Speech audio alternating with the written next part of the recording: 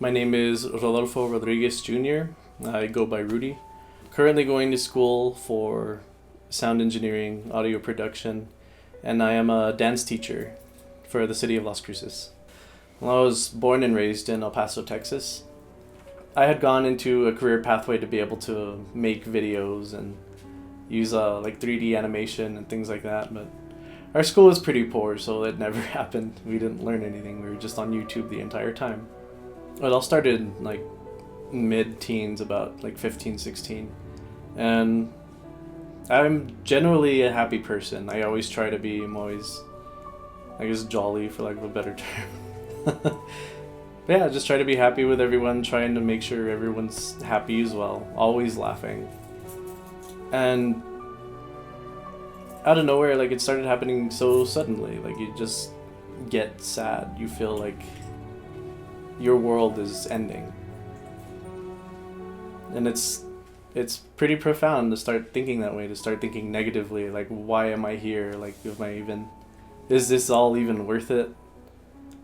And a lot of mine tends to coincide with humanity and stuff. I read any news about any sort of killings or, shootings or just general stupid stuff. Like, I guess the selfie suicides now. It just makes me lose all hope. And as soon as the depression hits, it gets to that point where I just don't want to be here anymore. As far as my depression and my family knowing, it is something that I've kept hidden from them, and have only recently started to tell them and let them know of all my troubles. And to this day, they still don't really understand. Like, my parents are kind of old school, I guess, in that sense. They're just like, well, why are you sad? You have nothing to be sad about. And it's like, like, I can't control it. Usually, to put the depression at bay, I try to, just watch any sort of thing, like funny videos, funny movies.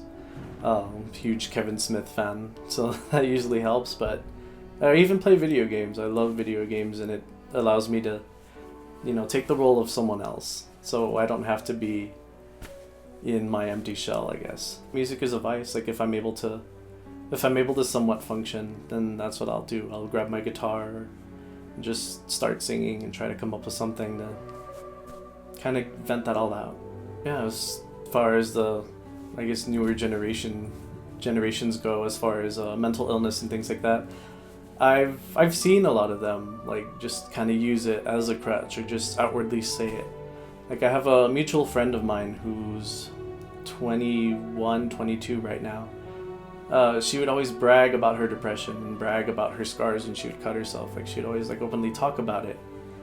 And of course that led me to confront her and just be like, well, why are you, like, openly sharing that? Like, if you're an actual person with depression, you don't want to tell everyone about it, let alone show your scars. Like, just anyone seeing my scars, I feel upset about it. I feel ashamed of myself for having to do that just to, I don't know, I guess, feel some sliver of life that I'm still here. But yeah, a lot of them do use it, probably for benefits, as far as, like, government help is concerned, funding for college, or just an excuse to get a marijuana card. Probably, like, one of the best memories with my friends is just when we used to hang out back in El Paso when I was still living there.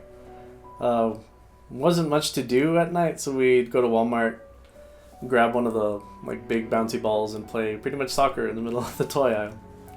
We had a few run-ins of people getting mad, but it was always fun, and just all the stupid things we shared throughout our entire lives.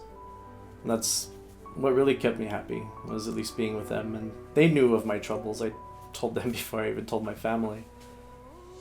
But yeah, of course I don't want to disappoint my parents or anything like that. But yeah, they helped a lot, and they made sure we were always having fun and always doing something.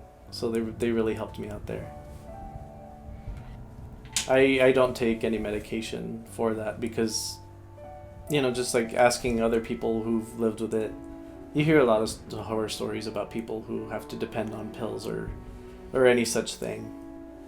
And since I live alone, I figured I'm not hurting anyone. Like, I'll be fine if I could just, stay by myself. It must have been when it was first starting to hit me. My grandma had just passed away. I think that's what also like contributed to the entire depression thing. Like I couldn't handle it.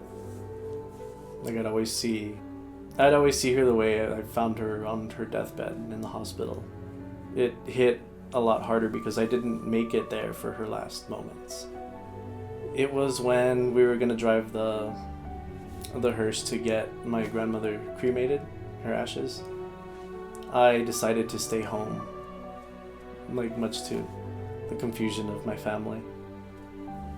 And so as they were gone, I went to my parents' closet. My dad has a Luger, a pistol. I should have checked the chamber, though I didn't. I thought it was already loaded because my dad's a very safety conscious person. Always has something at the ready just in case. I guess based on what he's been through. And that was probably one of my darkest times, just crying there with the gun against my head. Pulling the trigger, and all I got was a click. So I figured maybe it wasn't supposed to happen. Usually it is loaded. But at that time it wasn't. That was the first time I've ever tried to kill myself, and that's when it all first happened. Just want to go.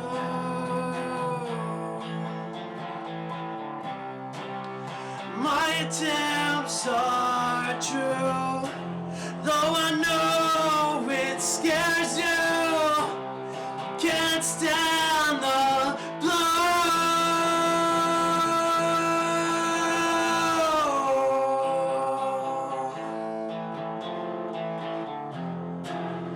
can't stand the blue.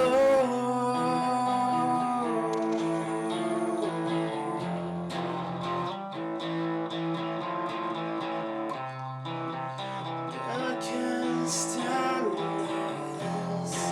I just want to dream in bliss. Oh God, dismiss me. My attempts are true, though I know it scares you. Can't stand